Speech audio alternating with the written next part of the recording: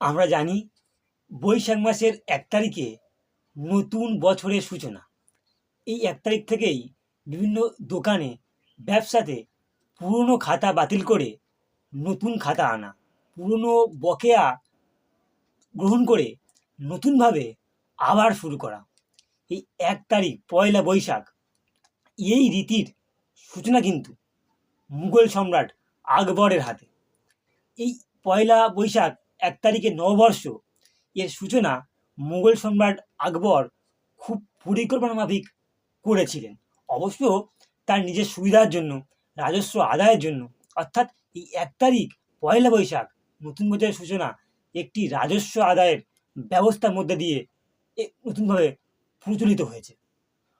অনেক ঐতিহাসিক মনে করে বাংলার এই যে প্রথা বা বাংলার এই যে সন, এটি আকবরের সময় থেকেই প্রচলিত হয়েছে।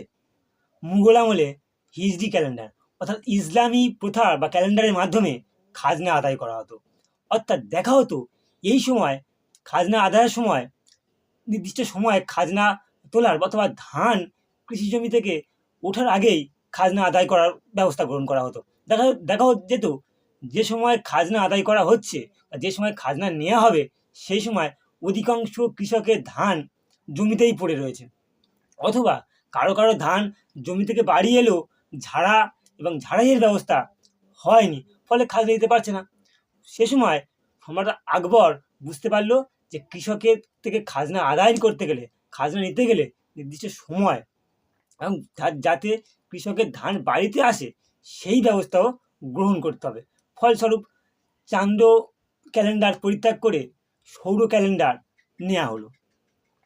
লক্ষ্য করে দেখবেন আমাদের ক্যালেন্ডার বা পঞ্জিকা এমনভাবে তৈরি করা হয়েছে যেখানে ঋতুর সঙ্গে উৎসবের খুব ভালো মিল রয়েছে। রথযাত্রা ধরুন বা এমনি যে কোনো উৎসব ধরুন, বর্ষাকালে বর্ষা ঋতু অনুযায়ী হচ্ছে, পুজোর সময় একটা বিশেষ ঋতু অনুযায়ী সে পুজো হচ্ছে।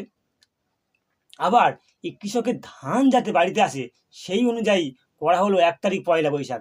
ওই দিন কৃষকের থেকে খাজনা আদায়ের ব্যবস্থা করা হলো।